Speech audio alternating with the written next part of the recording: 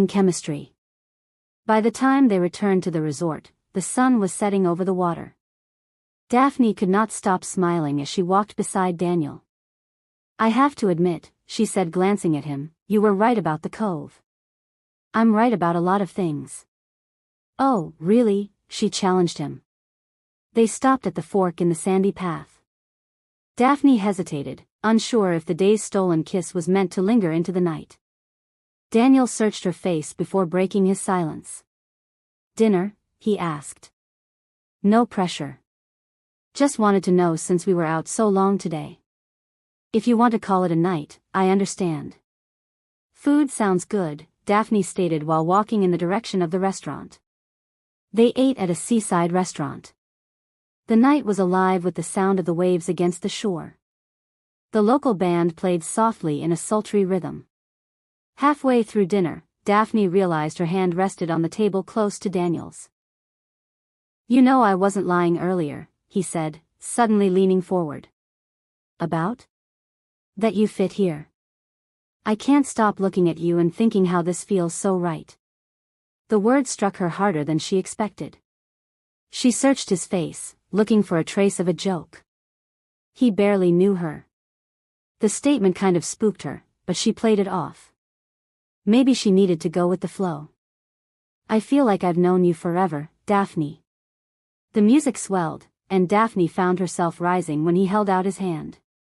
They danced in the sand, moving closer to each other with every song. His hands slid against her waist, hers curled against his broad shoulders. The air between them grew thick with something that no longer felt like playful teasing. Minutes later, they stumbled into his room, the door slamming behind them. His lips found hers before she could speak. She melted into him, her hand rubbing his clean cut. Clothes fell away in between kisses and laughter. The world outside dissolved until it was just them. Every touch was urgent. Daphne was so wet that her moisture was dripping down her legs.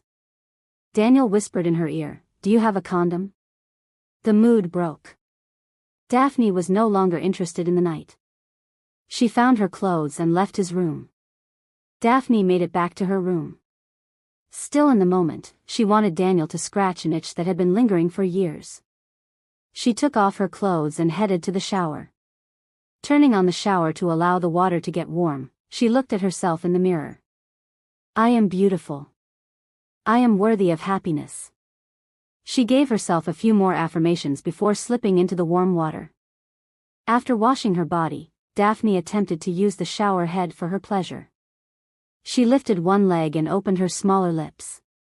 The water pressure was not enough to get her off.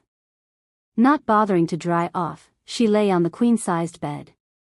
The breeze from the windows moved the curtains in and out of the room.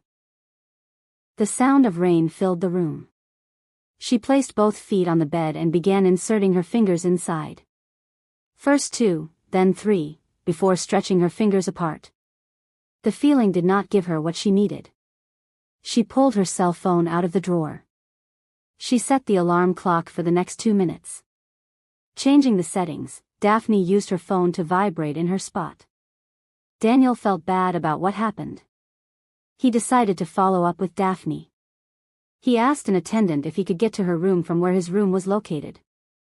The attendant gave him directions, but told him the quickest way would be to go across the resort. Daniel decided to take his chances in the rain. He walked across the breezeway in less than 10 minutes. Making his way up to the second flight, he thought about the kiss by the cove.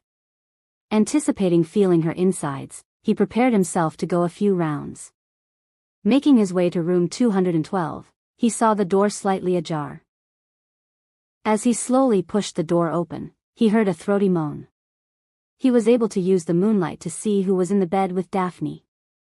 It was the young lady who worked the front desk during the day. She had a finger curled in the opening of Daphne's box while sucking on her love knob. Daniel didn't know if he wanted to leave or try to join in. Daphne finally opened her eyes. She looked Daniel in his eyes while she was getting pleased. When she started feeling her juices rush out of her body, she screamed in blissful ecstasy. Once her body was calming back down, she told both of them to get the F out.